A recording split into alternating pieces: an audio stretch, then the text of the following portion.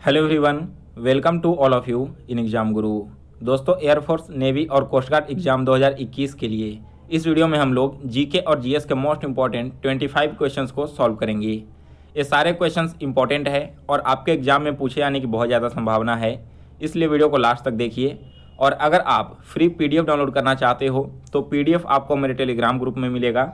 Telegram group का link इस video के डिस्क्रिप्शन बॉक्स में दिया गया है। अगर लिंक वर्क नहीं करे तो आप एग्जाम गुरु सर्च करना टेलीग्राम में, वहाँ पर आपको मेरा चैनल मिल जाएगा, उसे ज्वाइन करके आप सारे पीडीएफ डाउनलोड कर सकते हो। वीडियो स्टार्ट करने से पहले दोस्तों, अगर आप एक डिफेंस एस्पिरेंट हैं तो आप अनअकैडमी का प्लस फीचर्स ज्वाइन कर सकते हैं। यहाँ पर अगर आप मेरा कोड एग्जाम गुरु 10 डालते हो तो आपको 10% की छूट सभी कोर्सेज पर दी जाएगी। यह छूट कुछ ही दिनों के लिए लिमिटेड बची हुई है। प्लस फीचर ज्वाइन करने पर आपको सभी कोर्सेज पर अनलिमिटेड एक्सेस मिलते हैं। इसके अलावा इंडिया के टॉप एडुकेटर से आपकी पढ़ाई करवाई जाती है। रेगुलर डाउट क्लियरिंग सेशंस चलते हैं। लाइव टेस्ट सीरीज और सारे स्टडी मटेरियल आपको पीडीएफ फॉर्मेट में दिए जाएंगे। साथ ही दोस्तों, आपको इंडिया के टॉप मेंटरशिप और गाइडेंस यहाँ पर प्रोवाइड किए जाते हैं। एक बैच लॉन्च हुआ है, इस बैच का नाम है राफेल, जो एयरफोर्स 2021 एग्जाम के लिए है। यह बैच 11 फरवरी से 10 अप्रैल तक चलेगा। दूसरा बैच है त्रिशूल, जो एनडीए 2021 के लिए लॉन्च किया गया है। यह बैच 15 फरवरी को स्टार्ट हुआ है और 10 अप्रैल तक चलने वाला है। एक तीसरा बैच है नव, जो एयरफोर्स एक्स और वाई ग्रुप के लिए है। यह बैच 18 फरवरी से 1 अप्रैल तक चलेगा। दोस्तों, अगर आप इनमें से किसी भी बैच में इनरोल करना चाहते हो तो लिंक मैंने इस वीडियो के डिस्क्रिप्शन बॉक्स में दे दिया है। उस लिंक पर क्लिक करते ही आप इस पेज पर आ जाओगे। अब यहाँ से गेट सब्सक्रिप्शन पर आपको क्लिक करना है। इसके बाद एक नया चार्ट ओपन होगा जिसमें अलग अलग ड्यूरेशन के लिए आपको अलग अलग फ़ी बताए गए हैं। तो आप अपने हिसाब से कोई भी एक फ़ी यहाँ से सेलेक्ट कर सकते हो। और नीचे रेफरल कोड में अगर आप एग्जाम गुरु 10 डालते हो तो जितने भी कोर्सेज यहाँ पर आपको दिख रहे हैं सभी पर 10% की छूट आपको मिल जाएगी। चलिए दोस्तों, अब आज का वीडियो स्टार्ट करते हैं। तो पहला क्वेश्चन है, भारत में राष्ट्रीय आय का सबसे पहले आकलन किसने किया था? इंडिया में जो नेशनल इनकम है इसका आकलन सबसे पहले किसके द्वारा किया गया था? यह किया गया दोस्तों दादा भाई नौरोजी के द्वारा, यानी कि इस क्वेश्चन का बी ऑप्शन करेक्ट आंसर है। अब देखो, दादा भाई नौरोजी से रिलेटेड आपको दो फैक्ट याद रखने हैं। पहला फैक्ट क्या है कि दादा भाई नौरोजी का उपनाम क्या था? इन्हें भारत का वयोवृद्ध पुरुष कहा जाता था। और दूसरा फैक्ट है कि इन्होंने एक बुक लिखी थी, poverty and un British rule in India. यह बुक का नाम कई बार एग्जाम में पूछा जा चुका है, इसलिए यह इंपॉर्टेंट है। तो दोनों चीज़ें आप लोग याद रखिए। दादा भाई नौरोजी को भारत का वयोवृद्ध पुरुष कहा जाता है और इनके द्वारा एक पुस्तक लिखी गई है। इस पुस्तक का नाम है poverty and un British rule in India. आगे चलते हैं अगले क्वेश्चन की ओर। तो सेकंड क्वेश्चन है, किस शहर को यूनेस्को द्वारा भारत का प्रथम विश्व धरोहर शहर का टैग प्राप्त हुआ है? भारत का वैसा शहर जिसे विश्व धरोहर शहर का टैग प्राप्त हुआ है, तो यह मिला है दोस्तों अहमदाबाद को, यानी कि इस क्वेश्चन का डी ऑप्शन करेक्ट आंसर है। अब देखो, यहाँ पर एक टर्म आया है यूनेस्को, तो आपको इसके बारे में दो फैक्ट मालूम होने चाहिए। सबसे पहला तो यूनेस्को की स्थापना 1945 में की गई थी। और अगर आपसे इसका हेडक्वार्टर पूछ लिया जाए तो यूनेस्को का हेडक्वार्टर वर्तमान में पेरिस के फ्रांस में है। ठीक है, तो ये दोनों चीज़ें आप लोग याद रखिए। फ्रांस के पेरिस में इसका हेडक्वार्टर है और 1945 में इसकी स्थापना हुई थी। नेक्स्ट है क्वेश्चन नंबर 3, निम्नलिखित में से किस क्षेत्र में तेंजिंग नोर्गे ने नाम कमाया है? इनका नाम आपने पेपर में देखा होगा। तेंजिंग नोर्गे जो थे वो एक पर्वतारोहण थे, यानी कि इस क्वेश्चन का बी ऑप्शन करेक्ट आंसर है। अब देखो, यहाँ पर बात हो रही है पर्वत पर चढ़ाई करने की, तो पहला जो नाम आता है वो है माउंट एवरेस्ट का। तो ये तेंजिंग नोर्गे क्या थे? माउंट एवरेस्ट पर चढ़ने वाले प्रथम भारतीय थे जिन्होंने 1953 में इस पर चढ़ाई की थी। और दूसरा प्रश्न आपसे एग्जाम में पूछा जा सकता है कि माउंट एवरेस्ट की ऊंचाई क्या है? तो इसकी ऊंचाई है दोस्तों 8850 मीटर। तो दोनों चीज़ें आप लोग यहाँ पर याद रखो। माउंट एवरेस्ट पर चढ़ने वाले प्रथम भारतीय का नाम है तेंजिंग नोर्गे, जिन्होंने 1953 में चढ़ाई की थी। और माउंट एवरेस्ट की टोटल ऊंचाई है 8850 मीटर। नेक्स्ट है क्वेश्चन नंबर 4, विश्व में किसी देश की प्रथम महिला प्रधानमंत्री कौन बनी थी? यह क्वेश्चन ऑलरेडी एयरफोर्स में पूछा गया है।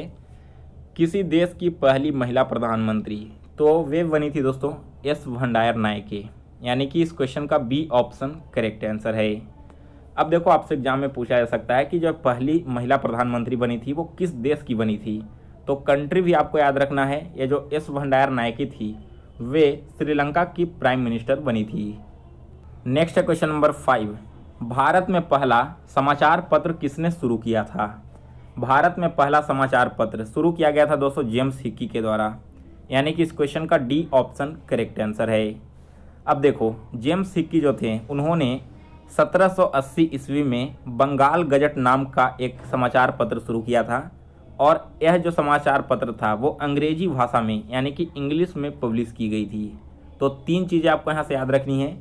सबसे पहली बार समाचार पत्र का प्रकाशन भारत में जेम्स हिक्की ने किया, और कौन से पेपर का किया, तो बंगाल गजट का 1780 में जो इंग्लिश लैंग्वेज में था। ये सारे फैक्ट आप लोगों को याद रखने हैं। नेक्स्ट है क्वेश्चन नंबर 6, चंद्रमा पर कदम रखने वाले प्रथम व्यक्ति कौन थे? दोस्तों वैसे व्यक्ति जिन्होंने चंद्रमा पर सबसे पहले कदम रखा था इनका नाम है नील आर्मस्ट्रॉन्ग, यानी कि ए ऑप्शन इस क्वेश्चन का करेक्ट आंसर है। अब देखो नील आर्मस्ट्रॉन्ग जो थे वे अमेरिका के निवासी थे, और उन्होंने 20 जुलाई 1969 को चंद्रमा पर अपना पहला कदम रखा था। एक और इम्पॉर्टेंट फैक्ट यहाँ पर बनता है, चंद्रमा की परिक्रमा करने वाला पहला अंतरिक्ष यान, तो इस यान का नाम है दोस्तों लूना 10। में भी आपसे एग्जाम में क्वेश्चन पूछा जाए। चलिए आगे बढ़ते हैं अगले क्वेश्चन की ओर।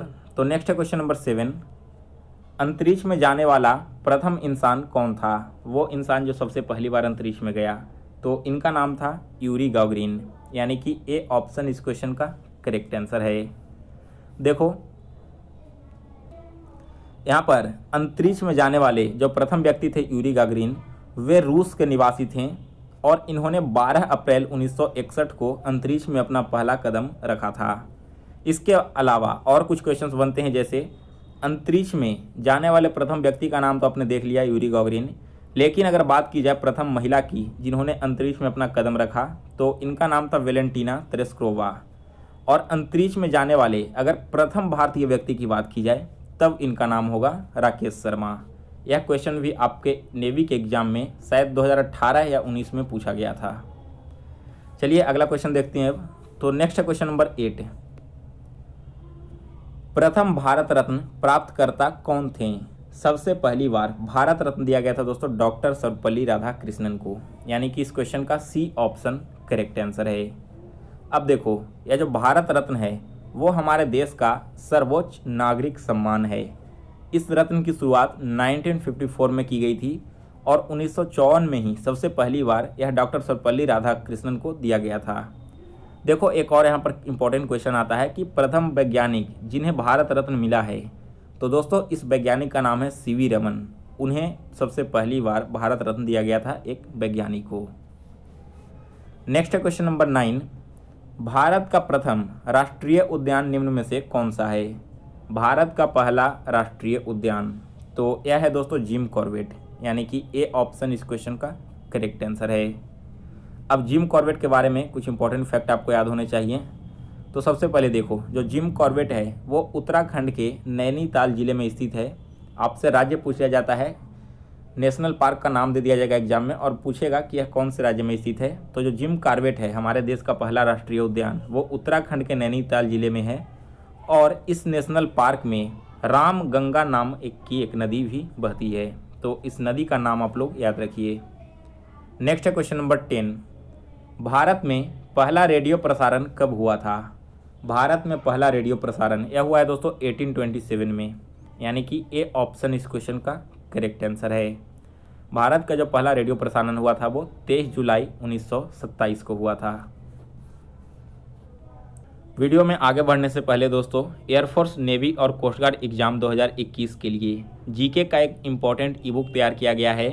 इस ई बुक में 10,000 से भी ज़्यादा जीके के क्वेश्चंस टॉपिक वाइज इंक्लूड किए गए हैं। पिछले 3 सालों में इन डिफेंस एग्जाम में जैसे जीके के क्वेश्चंस आए हैं इन्हीं पैटर्न को ध्यान में रखते हुए इस ई बुक को तैयार किया गया है। और लास्ट में आपको 2019 और 2020 में एयरफोर्स में जो जीके क्वेश्चन पूछे गए थे वो भी मैंने इसमें इंक्लूड कर दिया है, तो जिसे देखने के बाद आपको आइडिया लगेगा कि किस तरह के क्वेश्चंस आपके एग्जाम में आते हैं। अगर आप एक बार इस ई बुक को पढ़ लेते हो तो जीके में आपको कहीं से भी और कुछ पढ़ने की ज़रूरत नहीं पड़ेगी। इस ई बुक को अगर आप डाउनलोड करना चाहते हैं तो इसका लिंक मैंने इस वीडियो के डिस्क्रिप्शन बॉक्स में दे दिया है। आप इस वीडियो को पूरा देखने के बाद इसे वहाँ से डाउनलोड कर लें। चलिए दोस्तों आगे बढ़ते हैं। तो अगला क्वेश्चन देखते हैं 11 नंबर। जैविक खेती यानी कि ऑर्गेनिक फार्मिंग अपनाने वाला भारत का पहला राज्य कौन सा है? दोस्तों भारत का सिक्किम राज्य ऑर्गेनिक फार्मिंग अपनाने वाला पहला राज्य बन गया है, यानी कि इस क्वेश्चन का ए ऑप्शन करेक्ट आंसर है। नेक्स्ट है क्वेश्चन नंबर 12। दक्षिणी ध्रुव यानी कि साउथ पोल पर पहुंचने वाले प्रथम व्यक्ति कौन थे? साउथ पोल पर सबसे पहले पहुंचने थे एमंडसन ने, यानी कि इस क्वेश्चन का बी ऑप्शन इस क्वेश्चन का करेक्ट आंसर है। और एमंडसन ने कब पहुंचा था दक्षिणी ध्रुव पर? 1911 में। इसके अलावा देखो जो नॉर्थ पोल है हमारा उत्तरी ध्रुव, इसकी खोज की गई थी रॉबर्ट पीरी के द्वारा, तो इनका नाम आप लोग याद रखिए। नेक्स्ट है क्वेश्चन नंबर 13। भारत में प्रथम जनगणना कब हुई थी? भारत में पहली बार जनगणना यह करवाया गया था दोस्तों 1872 में, यानी कि ए ऑप्शन इस क्वेश्चन का करेक्ट आंसर है। अब देखो यहाँ पर भारत की जो प्रथम जनगणना हुई थी वो 1872 में किसके शासनकाल में हुई थी? यह हुआ था लॉर्ड मेयो के शासनकाल में। इनका नाम एग्जाम में पूछा जाता है। इसके बाद भारत की जो प्रथम नियमित जनगणना थी वो हुआ था 1881 में लॉर्ड रिपन के शासनकाल में। और जो वर्ष 2011 में जनगणना हुई है अभी हाल फिलहाल में, वो हमारी 15वीं जनगणना थी। लेकिन अगर हम बात करें भारत की आज़ादी के बाद, तब यह 7वीं जनगणना थी। तो देखो अब यहाँ से आपको याद क्या क्या रखना है। सबसे पहले तो कि भारत में जो प्रथम जनगणना हुई थी वो कब हुई थी, तो डेट आप लोग याद रखिए 1872 में पहली बार जनगणना हुआ लॉर्ड मेयो के शासनकाल में। इसके बाद आप जैसा कि मालूम है कि हर 10 वर्ष पर जनगणना करवाई जाती है, तो 1872 के बाद 1881 से यह नियमित रूप से यानी कि प्रत्येक 10 वर्ष पर होने लगा। और 1881 में जब जनगणना हुआ था तो लॉर्ड रिपन के शासनकाल में हुआ था। तो ये 2 फैक्ट आपको केवल याद रखने हैं। नेक्स्ट है क्वेश्चन नंबर 14। भारतीय राष्ट्रीय कांग्रेस का प्रथम अधिवेशन कहाँ पर हुआ था?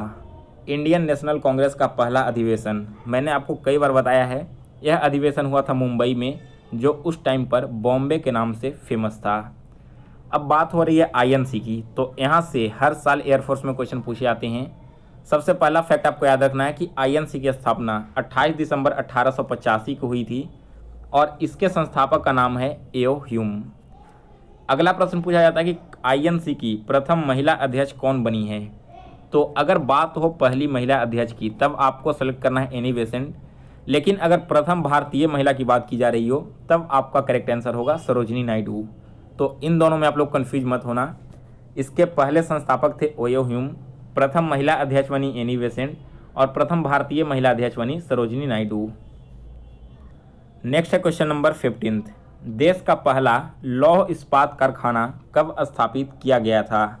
देश में पहला लौह इस्पात कारखाना, इसकी स्थापना हुई थी 1874 में पश्चिम बंगाल के कुल्टी नामक स्थान पर। इसलिए इस क्वेश्चन का ए ऑप्शन करेक्ट आंसर है।